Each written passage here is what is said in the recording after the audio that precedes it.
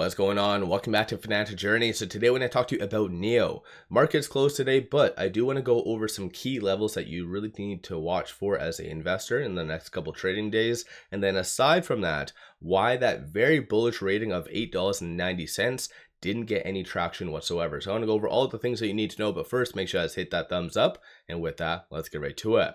So starting off, when it comes down to NIO, regrettably, there hasn't been all that much in news associated to it recently, so it's kind of just been following the technicals. It did show a lot of signs that it wanted to break out, as I've indicated in previous videos, but regrettably didn't really have enough to get above those resistance points, so it has been trending down. Short's been taking advantage of that, so even on Wednesday, which mind you was a very brutal day, they did increase 3.67 million shares. So they are starting to wake up.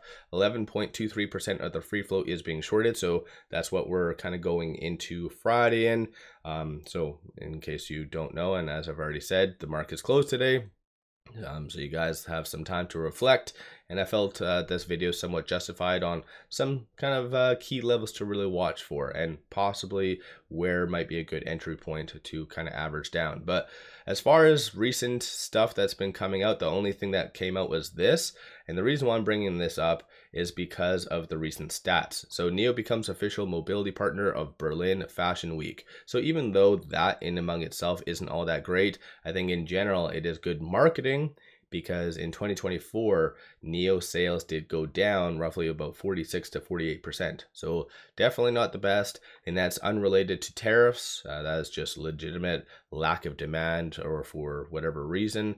So in reality, this might really help stimulate that in Germany. So something to kind of keep in mind. But like I said, aside from that though, it's just been kind of just following the technicals, and short's been doing whatever the hell they want. But going into this upcoming week, some key points to really watch for. It did close on a very strong support, so $4.32. It is trading between right now this S1 and this S3, so landing on this S2. So going into Friday, that's going to be an absolute key one to really watch for in the short term. 441 is going to be that next strong target / resistance. It did bounce off of that on Wednesday as well, so that is going to be a key resistance level for obviously NIO to break above.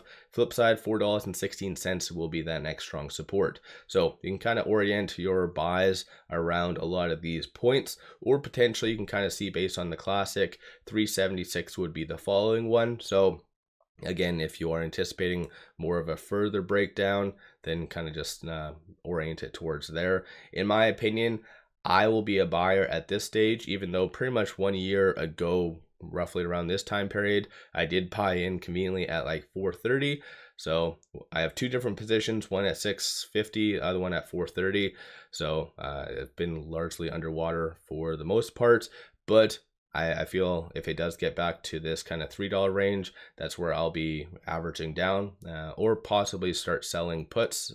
So if you guys don't know options, selling puts is very advantageous in a lot of different scenarios, especially if you're going to be buying it regardless. So kind of research that. But when it comes down to that very bullish rating that happened of $8.90, it didn't really do much to the stock price. And again, this market was kind of crap that day in general, but you would figure that if an analyst comes out and says, hey, I actually see NIO doubling in 1 year, you would figure that people would be buying that. And regrettably, there was one thing that did come out that really altered that. So a new rating on the exact same day.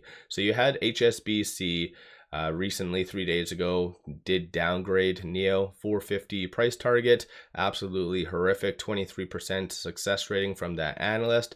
But you had that $8.90 buy by Citi, Jeff, who has a 39% success rating. So still not all that great, but I was very surprised the fact that the market didn't really buy that up. And the reason is there was a new hold rating, 450, Bernstein, and then Eunice, who has a 58% success rating. So given where NIO is trading at, like obviously having and putting out a 450 target, that isn't good whatsoever. So in general, that is what killed the momentum of that 890 price target. And regrettably, I think in NIO's case, the market does like to and favors bearish, so it kind of overreacts to the bearish ratings and just bearish news, and anything positive or even a good rating, you like largely just gets brushed under the rug. So all in all, that is why the market didn't really push higher, because of that rating, is because at the same time a new one came out. So let me know your thoughts on that. And so that $8.90 does represent 106 increase from these levels.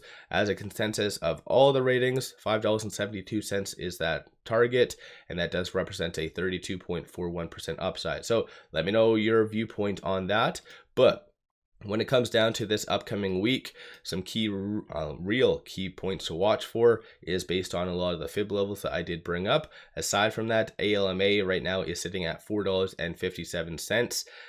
So if NIO is to kind of move higher, it definitely does need to break above that. But as of right now, all the actual moving averages are starting to push and trend down. So not necessarily the best. So it does insinuate that there might be a little bit more consolidation in the foreseeable future. And especially considering there isn't any short-term catalyst that's really going to propel NIO higher, such as stimulus or whatever else. So I think in general, the market is kind of moving to more of a fearful time, and that is resemblant as well based on this right here. So the fear and greed index is under the fear category. So people's appetite for risk isn't necessarily there. So once again, going back over here, you might see a push lower if that fib level right over here does not hold at $4.16. So I think in general, NIO is a very, very good value stock if you have a long-term time horizon and if you're comfortable with volatility. But at the same time, it is a very frustrating stock. Just looking at a lot of the multiples, comparing NIO to even other Chinese EV makers, like it just is absolutely insane.